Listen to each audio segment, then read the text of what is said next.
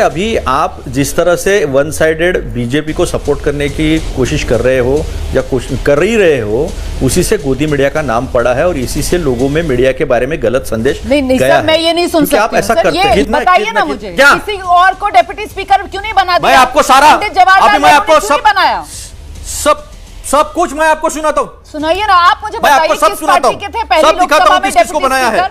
मोदी जी की चरण वंदना इसी को कहती है, मैं बता रहा हूँ आपको, सुनिए। अभी मनमोहन सिंह साहब के जमाने में करिए एक नोट आई है पीएम ऑफिस से, परंपरा कहां से बिजनेस ट्रांजैक्शन से ओम बिरला जी ने शुरू की है पंडित जवाहरलाल नेहरू या राजीव गांधी कंटिन्यू कर रहा है। इसी को कहते हैं गोदी मीडिया, कमिटेड मीडिया। ये सबसे ज्यादा कंडेमेबल है और हमें एज ए जर्नलिस्ट इतनी क्षमता होनी चाहिए और इतना वो होना चाहिए कि साफ बात करें, एक तरफ टिल्ट नहीं। दोस्तों, जैसा कि आपको पता है, जैसे ही इलेक्शन का रिजल्ट आकर बीजेपी सरकार बनी है, वैसे ही गोदी पत्रकारों ने अपनी औकात दिखानी शुरू कर दी है। ऐसे ही कि लाइव डिबेट में कांग्रेस प्रवक्ता ने रुमाना इसरार खान की खूब बेइज्जती की और रुमाना इसरार खान को गोदी पत्रकार घोषित कर दिया। और ऐसे ही उनके ही डिबेट में आए वरिष्ठ पत्रकार ने भी रुमाना इसरार खान को अपनी पत्रकारिता याद दिलाते हुए उन्हें निष्पक्ष पत्रकार होने की सलाह दी। तो चलिए दोस्तों, देखते पूरी डिबेट पसंद आए तो वीडियो को लाइक करिए और अभी तक चैनल के ऊपर नहीं तो चैनल को सब्सक्राइब करके बेल आइकन को ऑन कर लीजिए। तो चलिए दोस्तों, देखते पूरी डिबेट। आप मुझे ये बताइए कि लगातार 24 चुनाव प्रचार से ही संविधान बचाने की दुहाई आप लोग देते रहे और आज जब मौका था, आपातकाल, वो काला खंड देश के लोकतंत्र का, जब सबसे बड़ा आघात देश के संविधान पर हुआ, उसके खिलाफ जो निंदा प्रस्ताव आया, आप उसका साथ देते सर। आप उसी से अलग होते हुए नजर आए, उसके खिलाफ खड़े हुए नजर आए, क्यों?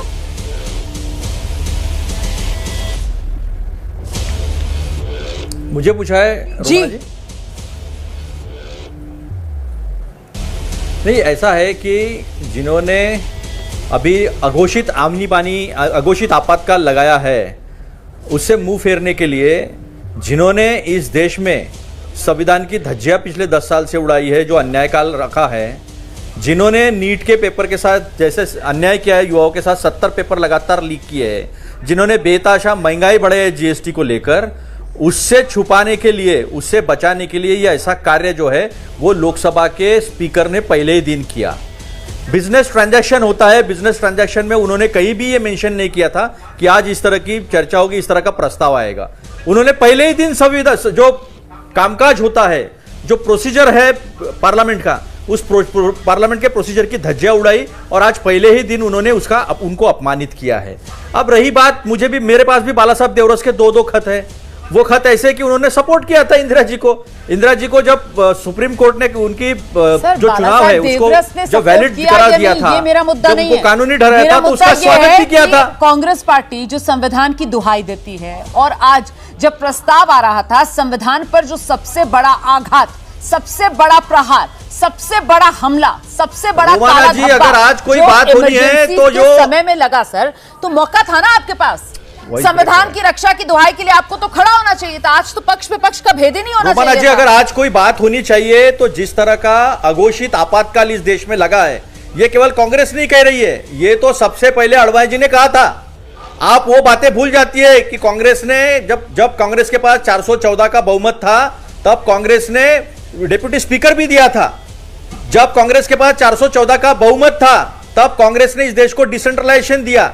तब कांग्रेस ने 18 साल के उम्र के बच्चों को मतदान का अधिकार दिया। तब कांग्रेस ने 1/3 महिलाओं को पंचायत राज में आरक्षण दिया। तब कांग्रेस ने नवोदय विद्यालय लाकर शिक्षा जो है, अच्छी क्वालिटी एजुकेशन गरीबों तक पहुंचाने की कोशिश की है। इन सब बातों से बचने के लिए आज का जो मुख्य विषय है, उससे बचने के लिए तो ये है सर, मायने तो आज ये रखता है कि आज की तारीख 26 जून है सर। ये वही तारीख है जब 1975 में आपकी वॉइस काफी ब्रेक हो रही है। जो है सर, उसकी शुरुआत हुई थी। काला अध्याय आज ही की तारीख से जुड़ा था, साल था 1975। वो विषय मेरा सवाल यह है सर, क्या लब्बो-लुबाब ये समझा जाए कि इमरजेंसी मतलब कांग्रेस पार्टी की दुखती रग, दुखती नस, और आज जोर से दबी है, इसीलिए दर्द जोर से हो रहा है?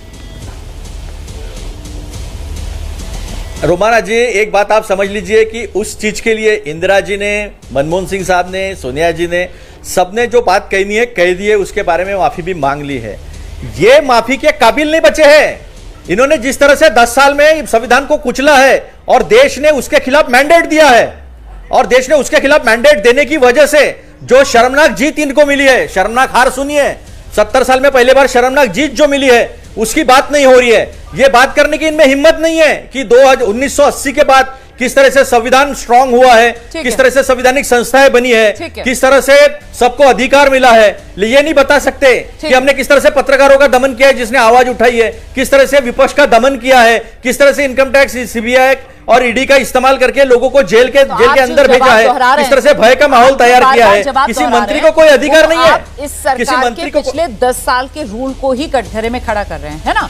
आपने दो बातें कही, आप साथ ही साथ ये कह रहे हैं कि साहब देखिए जो इमरजेंसी में हुआ उसके लिए माफी मांग ली गई। अभी आपने इंदिरा गांधी जी का नाम भी ले दिया कि साहब उन्होंने भी माफी मांग ली थी। साथ ही आप कह रहे हैं कि साहब नीट, महंगाई, ये जो मुद्दे हैं इससे ध्यान भटकाने के लिए यही सारे तर्क दे रहे हैं ना। आप जवाब लेती हूँ सर मैं। डॉक्टर अजय आलोक हमारे साथ मौजूद हैं और डॉक्टर अजय आलोक देश को बताएंगे कि आज जिस बात का जिक्र अतुल जी कह रहे हैं कि जब जो प्रोसीजर था, जो पूरा बिजनेस एडवाइजरी थी कि आज क्या क्या होना है सदन में, उसमें इसका जिक्र ही नहीं था। फिर ये इमरजेंसी वाला प्रस्ताव और इमरजेंसी पर बात सदन में करना क्यों जरूरी था? डॉक्टर अजय आलोक जवाब दीजिए आप अतुल जी को।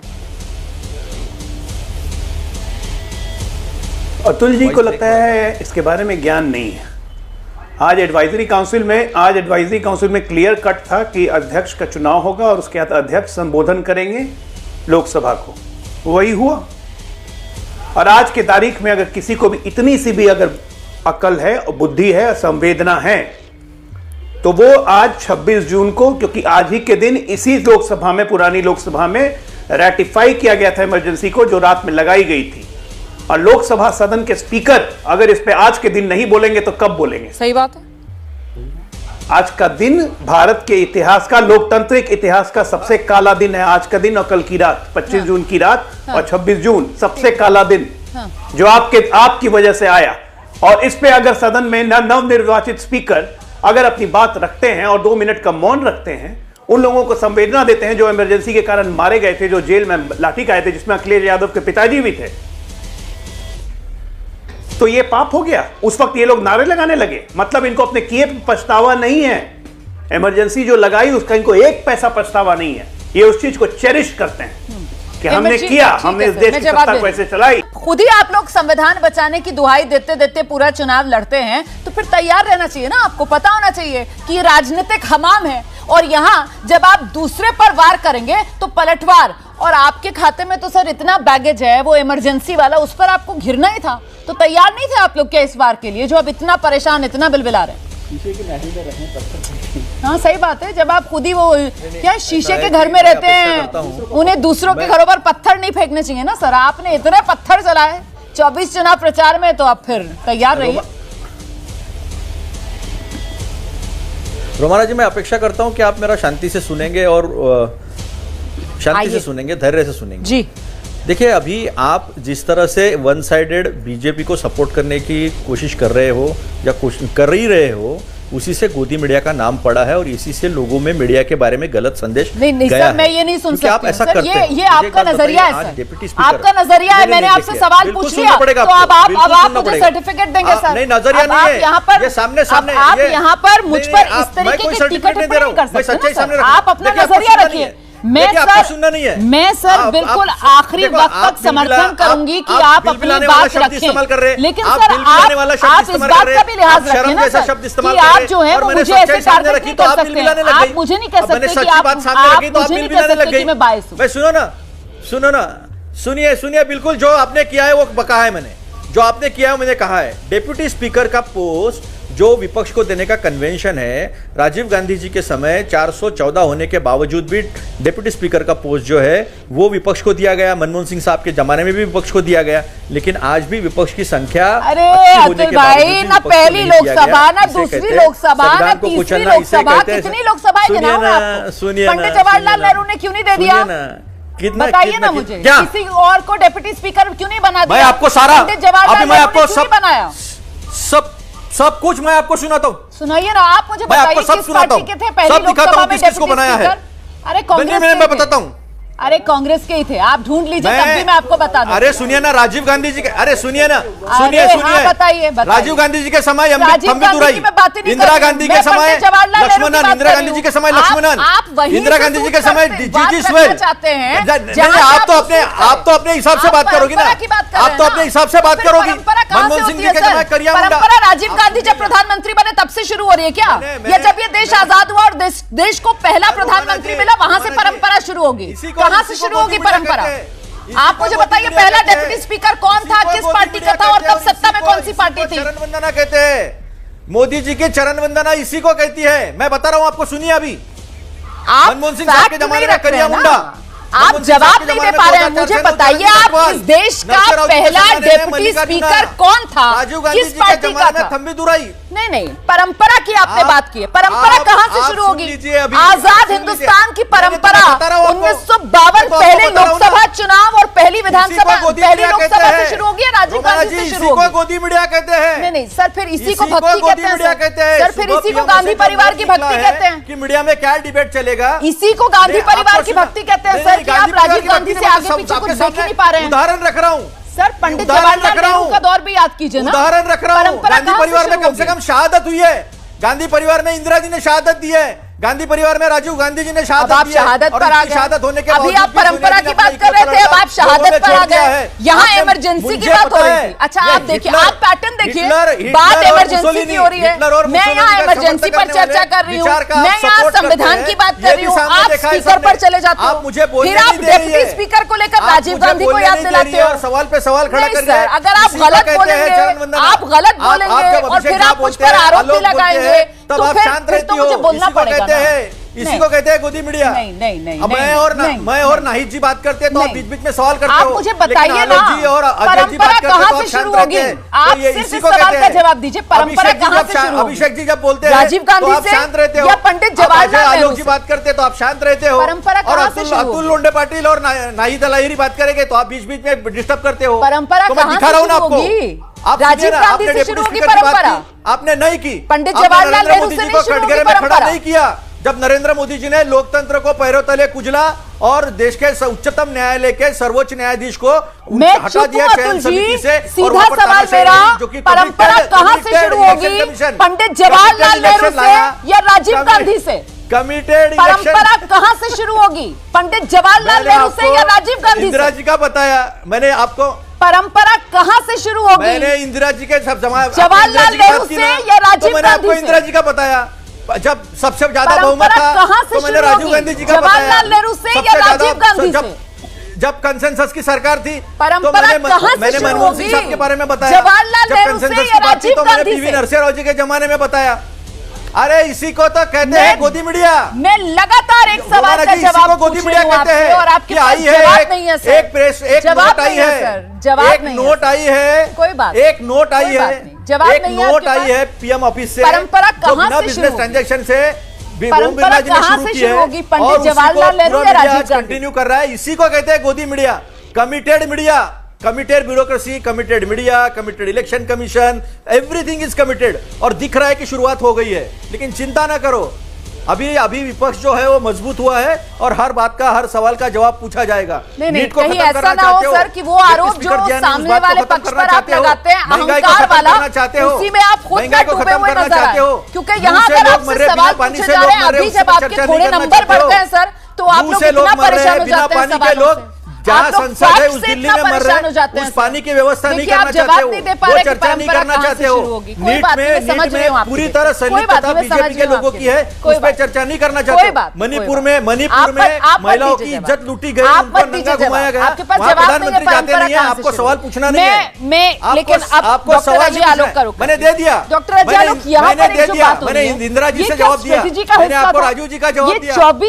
ये पूरा चुनाव 24 चुनाव हमने देखा किस तरीके से संविधान की दुहाई देकर पूरा वीडियो अच्छी लगी हो तो इसको लाइक करें। जैसे कांग्रेस प्रवक्ता ने गोदी मीडिया एंकर रुमाना इसार की धज्जियां उड़ाई, अभी यहाँ पर शरद प्रधान जो वरिष्ठ पत्रकार हैं वो भी धज्जियां उड़ाने वाले हैं। गोदी मीडिया की अब लंका लगने वाली है, गोदी मीडिया की शुरुआत हो गई है। गोदी मीडिया को एक नोट दे दिया जाता है, जैसे कि कांग्रेस प्रवक्ता ने बताया, उसी को सारी गोदी मीडिया पढ़ती है, उसी की खबरें चलाती है। तो अब गोदी मीडिया अपने एक्टिव रूप में आ चुकी है। आप इस डिबेट के बारे में क्या कहते हैं, अपनी राय जरूर देकर जाइए और पूरी डिबेट अभी सुनिए।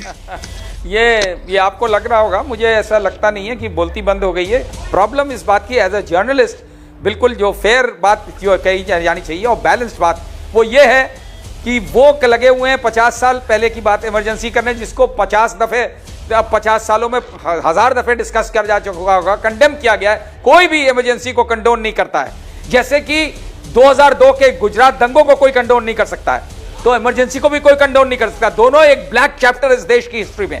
लेकिन आज के ये इसको भी कंडेम करना चाहिए, और जो 10 साल में हो रहा है अघोषित इमरजेंसी, जिसको उन लोगों ने बड़े अच्छे तरीके से डिस्क्राइब किया है, उसको भी इक्वली कंडेम करना चाहिए। आज की बात नहीं कर रहा है, सब अतीत की बात करते हैं, क्योंकि पॉलिटिशियंस को बड़ा सूट करता है। आज इनको सूट कर रहा है, बीजेपी को बहुत सूट कर रहा है कि 50 साल की इमरजेंसी, इसीलिए बड़ी टाइमिंग भी इसकी ऐसी रखी गई है कि पार्लियामेंट का सेशन उसी दिन स्टार्ट हो। ये पार्ट ऑफ स्ट्रैटेजी होती है, पॉलिटिशियंस की स्ट्रैटेजी, पॉलिटिकल स्ट्रैटेजीज इसी तरह से बनती हैं, एक दूसरे को डाउन करने की, लेकिन देश के इंटरेस्ट में नहीं है।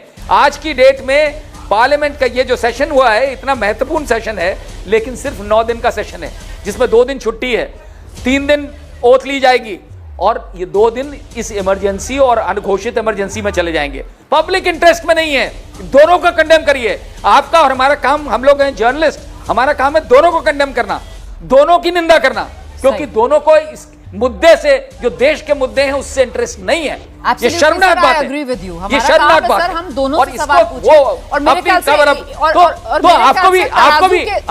आपका भी काम है, आप एक ही से सवाल पूछ रही। एक मिनट बात कंप्लीट, और मुझे तो ऐसा लगता है कि सर हमें जब तुलना करें, तो भी हम तुलना भी एक ही सर, हम मतलब आपातकाल की जब बात कर रहे हैं तो उसकी तुलना में हम 2002 दंगों की हम बात करते हैं सर। मतलब कहां आपातकाल और कहां दंगे, दंगों की बात करनी है सर, तो इस देश के इतिहास में दंगे भरे पड़े हैं सर। मतलब 2002 के साथ अब 1984 के दंगों की भी बात कर सकते हैं। मत करिए, आप डिफेंड सर, मैं इन कॉन्टेक्स्ट रख रही हूं की बात कर, बिल्कुल बिल्कुल नहीं, आप इस कॉन्टेक्स्ट, आप इस तरीके से कर रही हैं। It is no. You are trying to be biased towards BJP, which is not fair. ये आपका नजरिया हो सकता है। ये आपका नजरिया हो सकता है सर। कि आपके बोलने से मेरा नजरिया हो सकता है, लेकिन प्लीज एक्सेप्ट हर एक का दूसरे का नजरिया। जब आप बीजेपी का नजरिया सुनने को तैयार हैं, तो दूसरों को भी सुनिए। मुझे किसी पार्टी से कुछ लेना देना नहीं है, दोनों इक्वली कंडेमेबल है। बट आपके पूरे अंदाज से ऐसा जाहिर होता है कि आप थोड़ा काफी टिल्टेड है टुवर्ड्स बीजेपी, तो वो शोभा नहीं देता है एक जर्नलिस्ट को। ठीक है, आपकी बात पूरी हो गई सर? हाँ, हो गई, बिल्कुल ठीक है। विजय जी अब आप आए। मैंने यहाँ पर जो पॉइंट रखा, मुझे कहना बहुत सी बातें हैं। एक बात जोड़ना चाहूंगा मैं। एक चीज रह गई कि आपको याद दिला दूं, आपने जरूर इतिहास पढ़ा होगा।